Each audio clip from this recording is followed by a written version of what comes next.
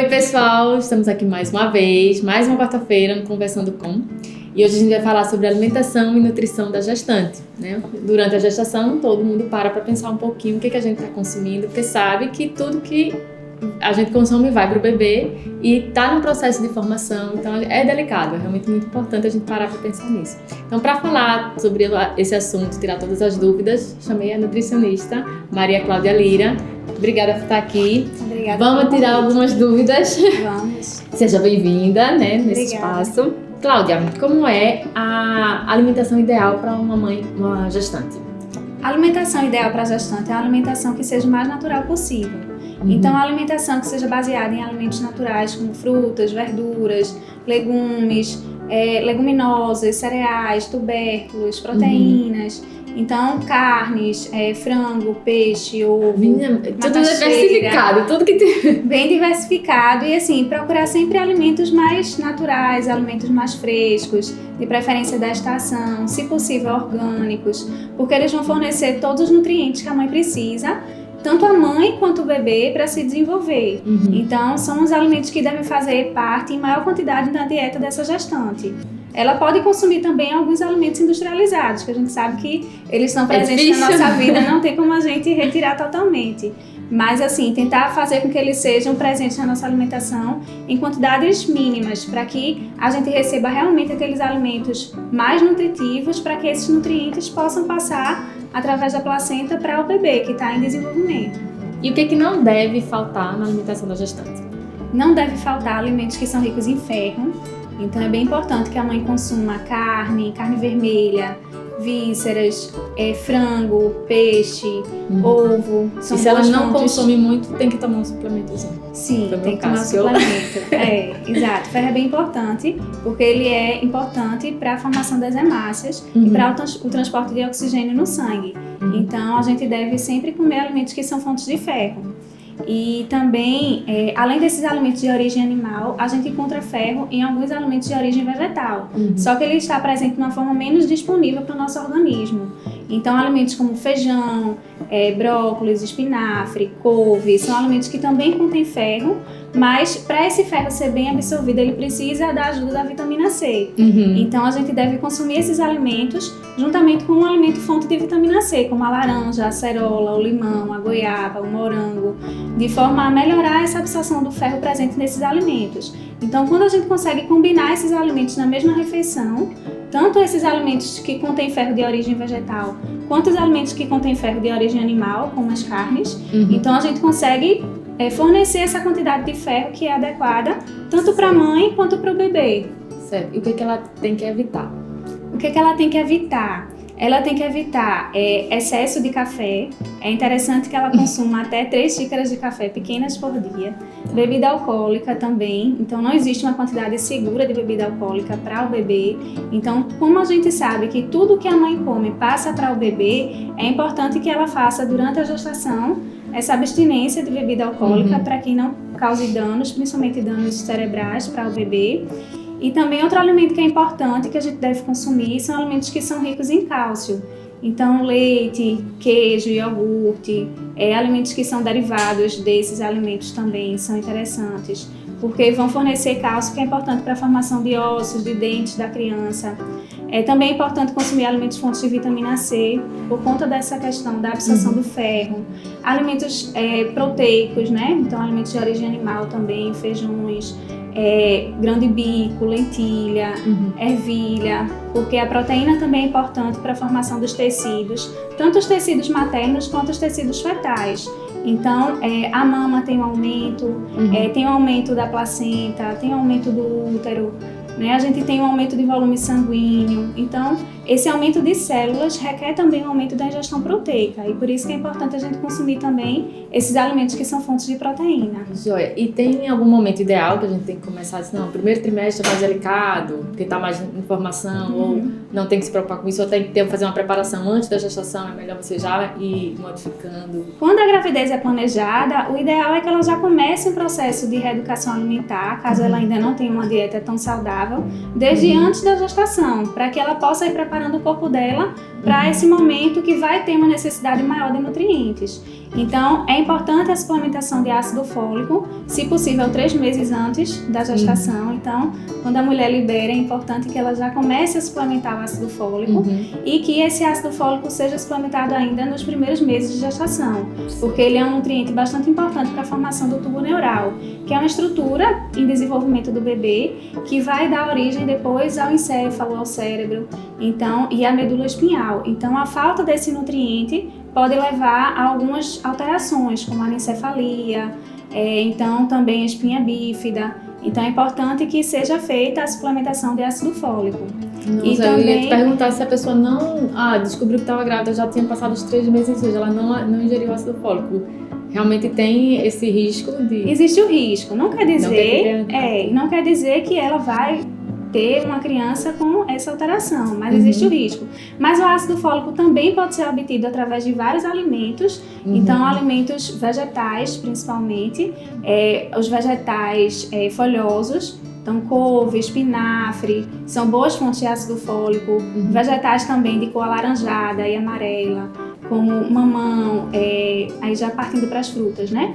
O mamão, a cenoura, o girimum. Então, todos esses alimentos que têm essa coloração são boas fontes também de ácido fólico e são interessantes que façam parte da dieta da gestante, independente da suplementação ou não.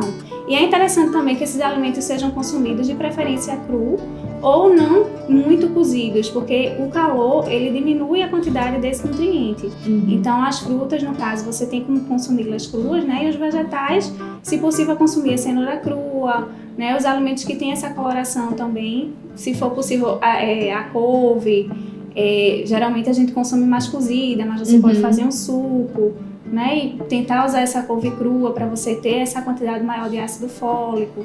Então, são estratégias que a gente pode usar para também ter essa ingestão de ácido fólico independente da suplementação. São coisas que a gente deve consumir idealmente todos os dias, né? Frutas e vegetais sempre que possível. Tá, então tudo que a gente consome realmente passa pro bebê. E quando tá no período da amamentação, tudo que a gente consome também vai no leite, porque tem aquela coisa de, eu vou comer alguma coisa e o bebê vai ter cólica, ou vai ter algum probleminha, vai se sentir mal. Tem isso ou isso é mito? Existem alguns alimentos que a gente também deve evitar durante a amamentação. Então, a mesma coisa, a questão da bebida alcoólica deve ser evitada. Excesso de café também, porque a cafeína também pode passar para a criança. Então, estimulante do sistema nervoso também é interessante. Exatamente. Então, deve-se consumir a quantidade moderada, também até 3 xícaras pequenas de café por dia. Existem alguns alimentos que são conhecidos por serem mais flatulentos, então causam mais gases, como feijão, grão de bico, lentilha, ervilha, brócolis, couve-flor, e que podem gerar gases no bebê. Mas não quer dizer que se a criança ingerir esses alimentos através da alimentação materna, ela vai ter gases. Então, são alimentos que têm mais risco, mas é uma questão muito individual. Se a mãe percebe que o seu filho, ao consumir determinado alimento, teve mais gases, teve mais cólica, ela consegue fazer essa associação, então é interessante que ela evite durante esse período de amamentação. Mas muitas crianças consomem esses alimentos e não tem problema. É muito uma questão de imaturidade do sistema digestivo da criança. E após esse processo de maturação desse trato digestório, a criança vai gradualmente reduzindo a produção de gases, reduzindo as cólicas. Então faz parte mesmo do processo de maturação da criança. E pra gente finalizar, o que a gente pode dar de dica para a gestante que está querendo realmente ter uma alimentação saudável? Porque é difícil, a gente tem os nossos hábitos todos aí, de repente, eita, tô grávida, o que eu preciso mudar? O que a gente pode facilitar um pouquinho a vida dela? Bom, então, como eu já falei, tem uma alimentação mais natural possível, baseada em frutas e vegetais, tentar consumir pelo menos 3 porções de fruta e 3 porções de vegetais por dia, ingerir alimentos fontes de cálcio, leite, queijo, iogurte, por conta da formação dos ossos, ingerir alimentos fontes de ferro também, né? Então carnes e outros alimentos que já foram comentados, evitar o excesso de açúcar. Então é muito importante que a gestante tenha cuidado com o ganho de peso durante a gestação. A gente estipula o ganho de peso materno de acordo com o IMC pré-gestacional. Então, de acordo com o estado nutricional materno durante Antes da gestação, a gente vai ver quantos quilos ela precisa ganhar para que o bebê se desenvolva bem. Considerando que o ganho de peso materno envolve o peso da placenta, o peso do tecido adiposo que aumenta, o volume sanguíneo que aumenta, a mama que aumenta, então, e o próprio bebê. Isso. Então, o ganho de peso dela tem que ser considerando tudo isso. Não deve ser nem excessivo e nem tão pouco para que esse desenvolvimento aconteça de forma adequada. Então, o excesso de açúcar não é indicado porque pode favorecer esse ganho de peso. Aquela história de que a gestante pode comer por 2, não é verdade. Vai com calma, né? Exatamente, porque aumenta muito, se a mãe ganhar peso excessivamente, o risco de complicações, tanto durante a gestação quanto durante o parto. Então, por isso que é importante que ela tenha um ganho de peso adequado e, consequentemente, uma alimentação adequada durante a gestação. Evite alimentos muito ricos em sal. Então, a gestante, ela tende a ter uma retenção hídrica, principalmente no finalzinho da gestação, no último trimestre. E se ela consome sal em excesso, também ela vai favorecer essa retenção hídrica. Então, beber bastante água também é muito importante, né? Porque precisa todo o nosso corpo, nos processos fisiológicos que acontecem, ele utiliza água. Então, a gente precisa também ter uma hidratação adequada para que esses processos ocorram da melhor forma possível. É bem tudo variado, você variar bem.